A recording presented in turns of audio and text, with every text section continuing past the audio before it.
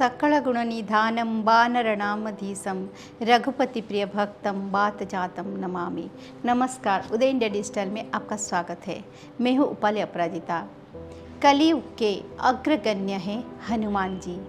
वो अष्ट चिरंजीवियों में से एक है। उन्हें कल्प के अंत तक जीवित रहने का वरदान है। रामायण के तो वो प्रमुख पात्र ही है। हनुमान जी का वर्णन महाभारत में भी कई प्रसंग में आता है। पूरे महाभारत युद्ध में वो अर्जुन की ध्वजा पर विराजमान थे। बुढ़े बानर के रूप में उन्होंने भीम का अभिमान भंग किया। हरिवंश पुराण में एक कथा मिलती है, जब श्री कृष्ण ने बजरंग बली के द्वारा बलराम जी, सुदर्शन चक्र, गरुड़ एवं सत्यभामा का अभिमान भंग करवाया था। मायापति श्री कृष्ण कभी ऐसा नहीं चाहते हैं कि उनका कोई भी प्रिय अहंकार के बस में आए। इसी कारण वे समय समय पर अपने प्रियजनों का अहंकार भंग करते ही रहते हैं।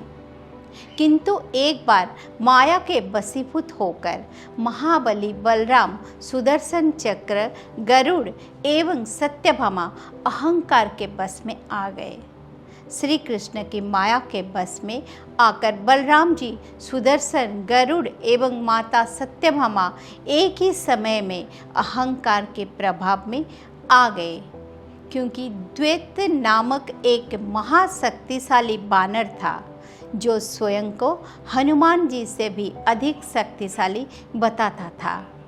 वो राजा पैंडुक का सेवक था, जो स्वयं को कृष्ण ही बताता था। पैंडुक का वध स्वयं श्री कृष्ण ने किया, लेकिन उसी युद्ध में महापराक्रमी द्वैत बानर का बलराम जी ने अपने केवल एक ही मुष्टि प्रहार से वध कर दिया था, जिसने खुद को हनुमान जी से ज़्यादा बलवान बता रहा था। तब बलराम जी के मन में अपने बल के प्रति अहंकार का भाव आ गया। सुदर्शन ने एक बार देवराज इंद्र के वज्र को निष्क्रिय कर दिया था, जिससे उससे भी अपने बल का अभिमान हो गया। गरुड़ प्रभु के वाहन थे। उनके गति अतुलनीय थी और उन्हें अपने वेग का ही अभिमान था। अपनी पत्नी सत्यभामा के लिए श्री कृष्ण ने स्वर्ग पर चढ़ाई कर देवताओं से युद्ध किया और पारिजात को प्राप्त किया। इससे सत्यभामा जी को ये अभिमान हो गया कि वह ही श्री कृष्ण के सबसे प्रिय पत्नी है। श्री कृष्ण तो मायापति है। उन्हें इनके अभिमान के विषय में पता चल गया। ये सभी उन्हें अत्यंत प्रिय थे, अतः उन्हें अभिमान के बस में निकालना आवश्यक था। तब बहुत सोच विचार कर श्री कृष्ण ने निर्णय लिया कि एक पवन पुत्र हनुमान ही है जो अकेले इन सभी का गर्व तोड़ सकते हैं। यह सोचकर उन्होंने गरुड़ को आज्ञा दी कि वे महाबली हनुमान को सूचित करें कि वे उनसे मिलना चाहते हैं और उन्हें लेकर द्वारका आ जाएं। उस समय हनुमान जी गंधमादन पर्वत पर एकांतवास कर रहे थे, जो द्वारिका से लगभग 250 योजन दूर था।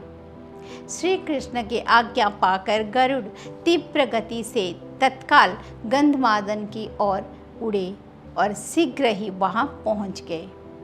वहां वे हनुमान जी से मिले, जो कि एक बुढ़े बानर की तरह दिखाई दे रहे थे।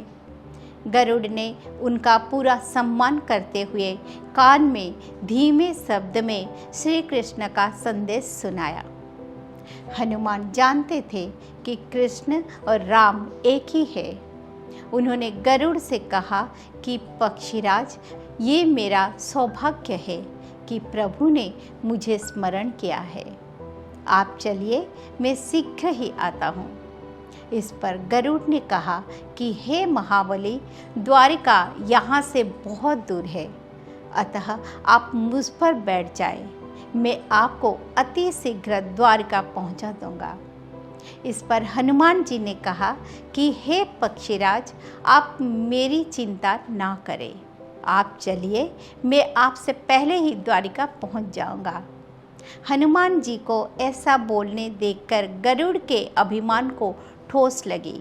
उन्होंने कहा कि इस संसार में सबसे अधिक गति मेरी ही है, पर फिर भी द्वारिका से यहाँ पहुँचने में मुझे बहुत समय लगा। फिर किस प्रकार हनुमान मुझसे पहले द्वारिका पहुँचेंगे? वे तीव्र गति से द्वारिका की ओर बढ़े ताकि वहां पहुंचकर हनुमान की गति को मात दे सके। गरुड़ की गति वास्तव में अद्वितीय थी, किंतु हनुमान तो पवन पुत्र थे। वे उनसे पहले द्वारका पहुंच गए। उन्होंने सोचा कि श्री कृष्ण के दर्शन से पहले थोड़ा भोजन कर लूं। यही सोचकर वे राजकीय उद्यान में गए और वृक्ष को उखाड़कर फल खाने लगे। उन्हें रोकने के लिए नारायणी सेना के एक से बढ़कर एक वीर आए, किंतु हनुमान जी के शक्ति के समक्ष टिक नहीं पाए। तब उस उपद्रव के विषय में सुनकर स्वयं महाबली बलराम उन्हें रोकने उद्यान पहुँचे। स्वयं बलभद्र को आया देखकर हनुमान सावधान हो गए। दोनों के बीच तुमुल युद्ध छिड़ गया। दोनों ऐसे योद्धा थे कि जिनके बल की कोई सीमा नहीं थी। उस युद्ध में बलराम ये देखकर आश्चर्यचकित रह गए कि उनके भीषण से भीषण प्रहारों के भी वो बानर सहज रूप से रोक रहा था। यह देखकर उन्होंने अपनी पूरी शक्ति से हनुमान जी पर मुष्टि प्रहार किया।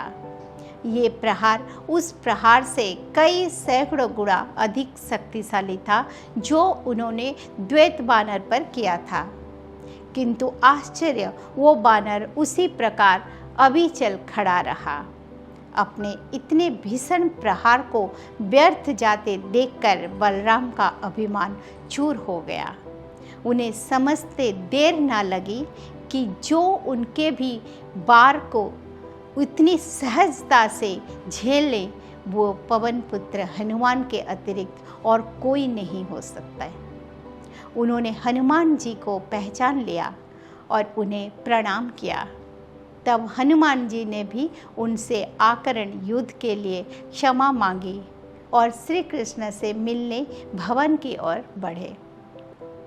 उधर श्री कृष्ण ने सुदर्शन को द्वार की रक्षा के लिए खड़ा कर दिया और कहा कि किसी को अंदर प्रवेश ना करने दे। जब हनुमान जी द्वार पर पहुँचे तो सुदर्शन ने उन्हें रोक लिया। पवन पुत्र ने उनसे आग्रह किया कि वे श्री कृष्ण को उनके आगमन की सूचना दें, किंतु अपने बल के अभिमान में सुदर्शन ने ऐसा करने से भी मना कर दिया और उनसे युद्ध को उद्धत हो गया। तब और कोई उपाय ना देखकर हनुमान जी ने बात ही बात में सुदर्शन को अपने मुख में रख लिया और भवन के अंदर प्रवेश किया। इससे सुदर्शन का अभिमान भी चूर चूर हो गया। उधर श्री कृष्ण ने देवी सत्यभामा से कहा कि हनुमान बड़े क्रोध में इधर ही आ रहे हैं।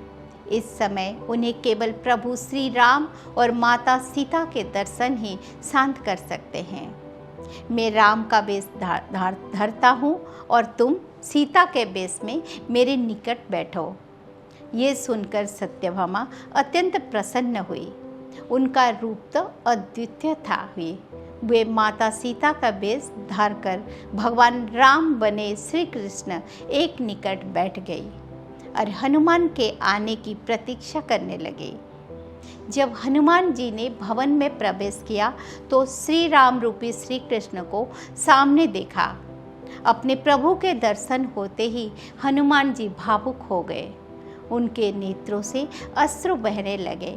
वे आकर प्रभु के चरणों में लौट गए और राम नाम का जाप करने लगे। तब श्री कृष्ण ने हनुमान जी को उठाया और अपने हृदय से लगा लिया। प्रभु और भक्त के संगम का विहंगम दृश्य वहाँ प्रस्तुत हो गया।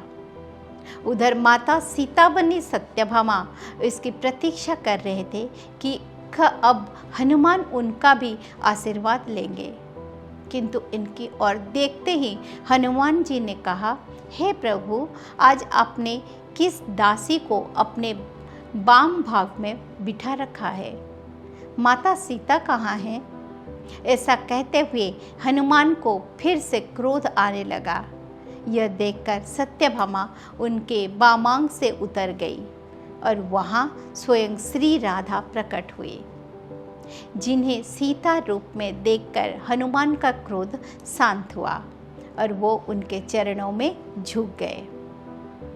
जब ये समस्त लीला समाप्त हुई तब गरुड़ ने हनुमान का संदेश लेकर भवन में प्रवेश किया और श्री कृष्ण को बताया कि हनुमान जी उनके पीछे आ रहे हैं। लेकिन जब गरुड़ को ये पता चला कि ना केवल पवन पुत्र उनसे पहले वहाँ पहुँचे हैं, बल्कि उन्होंने इतनी लीलाएं भी कर डाले हैं, गरुड़ का अपने वेग के प्रति अभिमान तत्क्षण समाप्त हो गया। इस प्रकार श्री कृष्ण ने बजरंगबली के माध्यम से एक ही बार में अपने सभी प्रियजनों के अभिमान को भंग कर दिया, क्योंकि जिसके मन में अभिमान है उसके मन में प्रभु निवास नहीं कर सकते हैं। जय श्री कृष्ण।